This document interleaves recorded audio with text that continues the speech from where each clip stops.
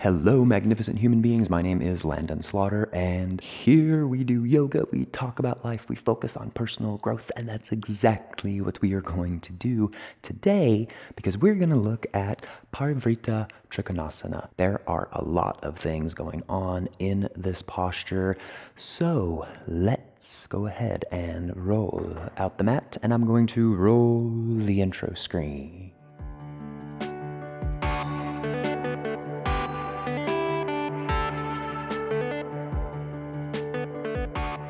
Thank you so much for being here. There is a lot going on in this posture, so let's dive right into taking a look at Parivritta Trikonasana, your revolved triangle pose. So first thing we need to talk about is the stance, correct?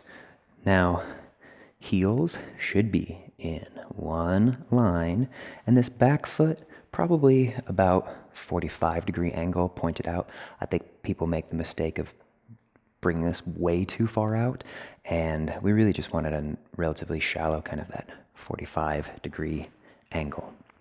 And your heels, you'll hear lots of traditions say about 3 feet in between, so it's usually a good indicator.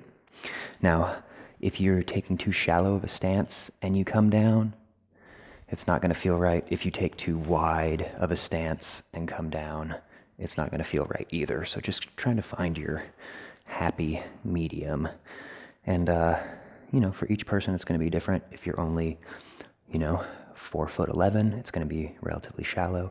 If you're taller, 6 foot, it's going to be, obviously a little bit bigger. So hands on your hips at first. And this is the biggest part of this pose where people go wrong right off the bat, is that they don't keep their hips square. So as we come down, we have a tendency to flare this back hip open, right?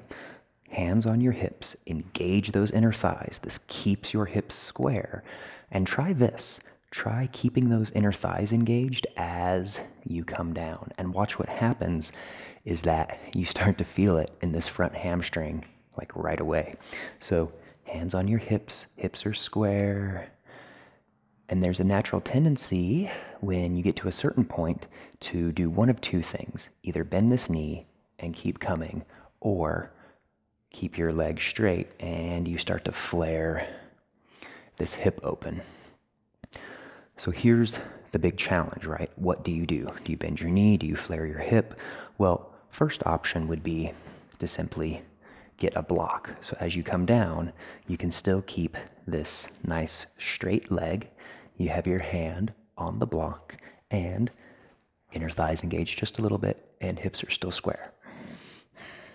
So that's definitely an option for you.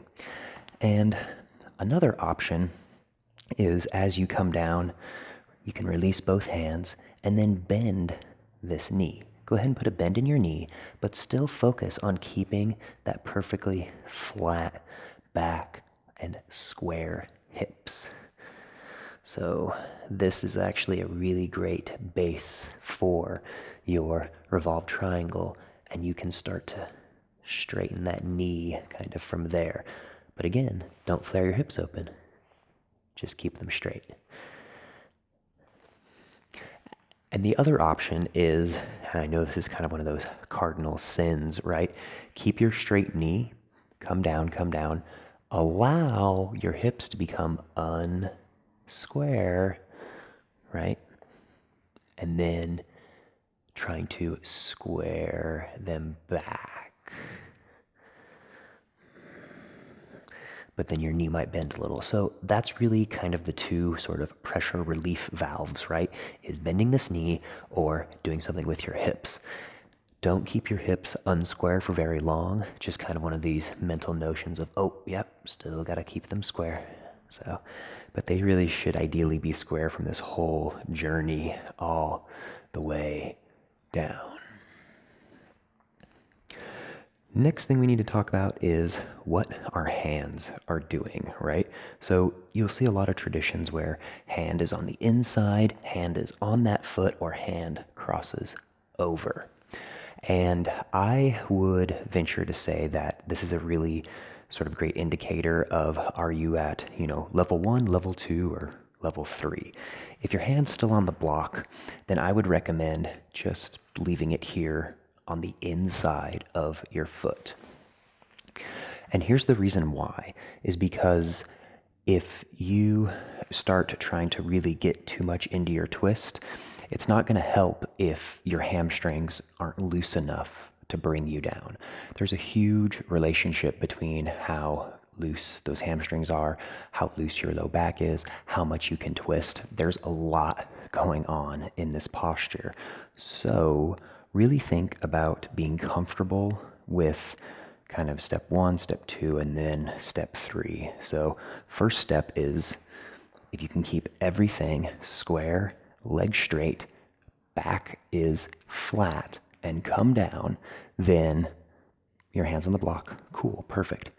If you can bring it all the way down and still keep all of these elements nice and flat, hips flat, back flat, and then start your twist, then that's fine, right?